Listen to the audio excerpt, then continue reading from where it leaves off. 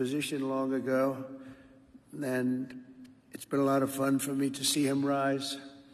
I also thank the many other Qatari government leaders who have joined us, and let me say to my chief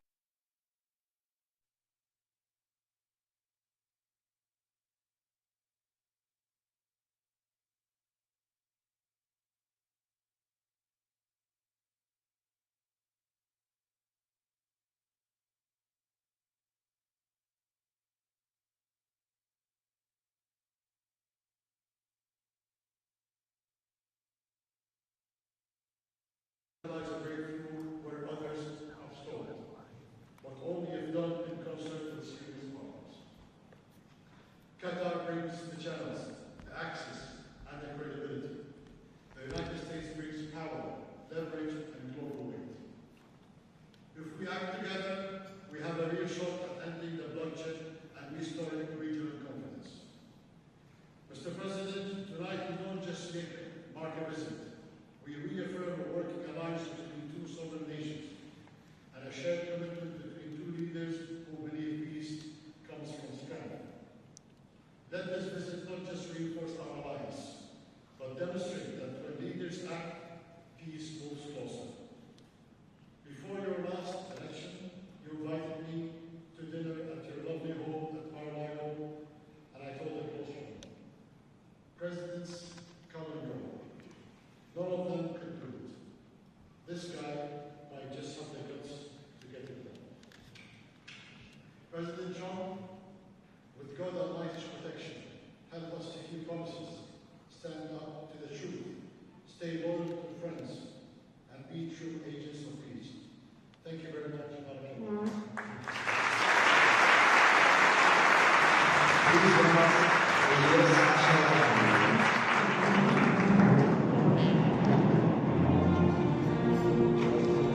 On the world stage and has even hosted the World Cup. People said, oh, the World Cup is going. And by the way, Johnny's here someplace. Where's Johnny? Congratulations, Johnny, because you're going to be with us next.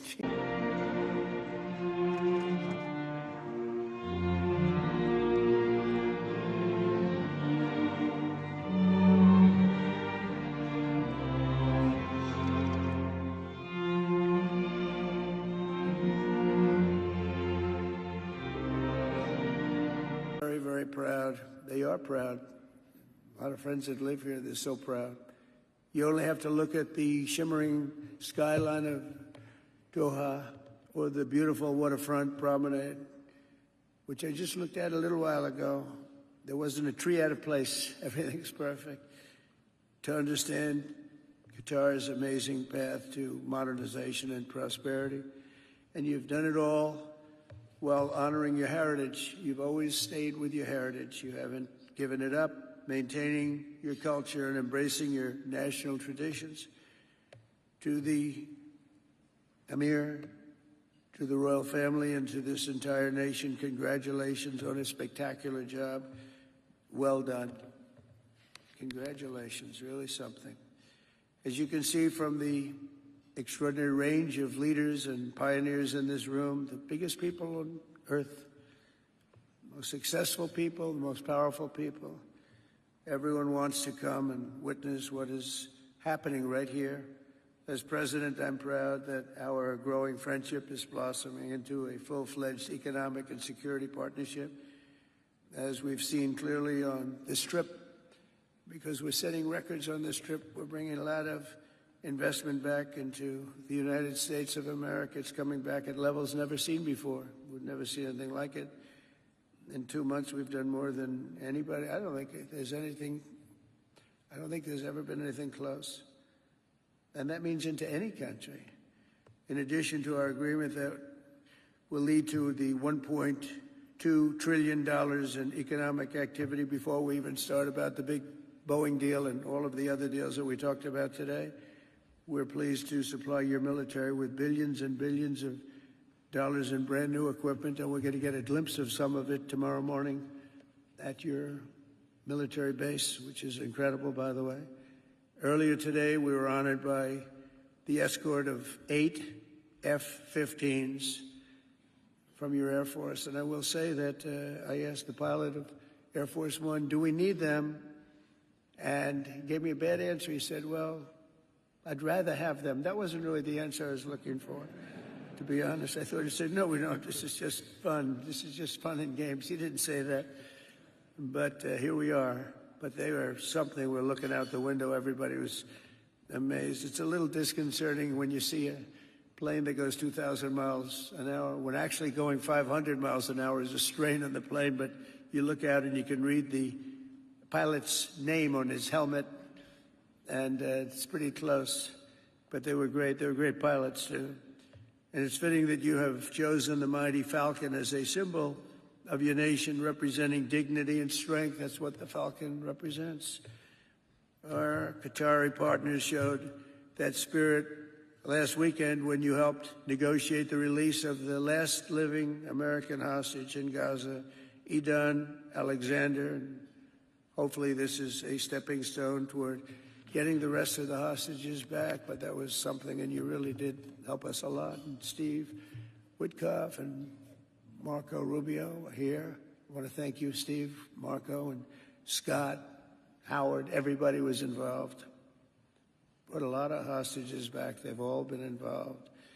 You're also working with us very closely with respect to negotiating a deal with Iran, which is the far friendlier course that you would see. I mean, we have two courses. There's only two courses. There aren't 3 or 4 or 5. There's 2. There's a friendly and a non-friendly. And the non-friendly is a violent course, and I don't want that. I'll say it up front. I don't want that. But they have to get moving. I hope the Iranian leaders understand that what you're doing, and really what you're doing for them, is a big favor. Your prime minister, and your great leader, right here on my left, has been helping so much, and they respect them and they're listening to them, but they have to get moving, and we both understand that. They have to make that decision. It's their decision, because we want to see Iran do well, and thrive, and be successful, and everybody be happy. I know many Iranians living in New York and Washington, D.C., and they're great people, and we want to have this end peacefully, not horribly. So I just want to thank Your Highness for that act of help, but we're really helping the region, we're helping the world, we're helping your country. And we'll try and get it done if we can. We're going to try and get it done. They have to move quickly. And I just hope Iran realizes what a good friend they have right here. And in a certain sense, I guess I'm a good friend, because a lot of people would rather have me take a much more harsh road. But I know that if we can avoid that road, that would be a great thing. And I'd like to do that. This is an exciting time in America. As you know, it's really exciting. As you're hearing and seeing, after years of recruiting shortfalls into the military, enlistment has now reached the highest point in probably history, but definitely 30 years, including for police and firefighters. But our military, we have the highest recruitment we've ever had. And just about a year ago, you read headlines that people weren't joining the military. We had a lot of empty spaces that we had to fill, and we weren't able to fill them. And it's a pretty great thing when just in a short period of time, it's a little short period of time, we went from not having people wanting to serve in our military, Army, Air Force. Just think, the Army and the Air Force in particular, I don't know what was going on, but Navy, Marines, how about Space Force, Coast Guard, all great, but we couldn't get them, and now we have waiting lists to get in. So something happened, and I'll tell you what happened. It was called November 5th, where I won on behalf of everyone. I won on behalf of the people with common sense, the people that want to have a great country, the people with strength and intelligence. I won all 7 swing states, the popular vote by millions and millions of votes, the Electoral College 312 to 226. Remember, they were saying, well, he might get to 270. Well, we got to 270, we got to 312, actually. We had a great day and a great evening. But very importantly, we won the counties throughout the United States, 2,660 to 451. That's why when you see the maps, they're all bright red, red meaning Republican. So that was really something. There's a spirit going on in our country that we haven't seen in many, many years. But from that moment on, our country has taken in commitments. We think it's probably Scott is here and Howard's here, Commerce. The Secretary of Treasury, Scott, has been great. Howard's been great. But I think these numbers are maybe making them look better than they're supposed to be looking. Where are they? Howard, where are you? And there's Howard. Stand up, Howard. And where's Scott? Boy, oh, well, you're not too far away, huh? He's become a big star. You know, every time he goes on television, everything goes up. And sometimes they say it more forcefully, but he shouldn't do what I'm telling him, because every time he goes, he's really considered one of the great gurus, one of the great geniuses of markets and understanding markets. And he does understand the market. And he also understands that we took on a terrible situation that was left to us by a prior administration. And within a short period of time, I think we're in great shape. I think we're one of the most, maybe the most talked about. We are the most talked about country anywhere in the world. We're really, and this is in a short period of time. This is during really 100 days, a little more than 3 months. And let's say the first month doesn't count, because for the first months I wanted to fix up the Oval Office, make it look really nice. So just in a couple of short months, we've taken in numbers that nobody ever thought possible. I don't think there's ever been anything like it in any country, and certainly there hasn't been in ours. So we'll be well over $10 trillion. And I want to thank Your Highness for helping with that number. It's a big contribution. But you know you can count on us, and you know that it's going to be a great investment for you. And it's been a great investment over the years. So tonight, let us give thanks for the blessings of this friendship. We have a great friendship, our country and your country, added to by our friendship. And in keeping with the title of your national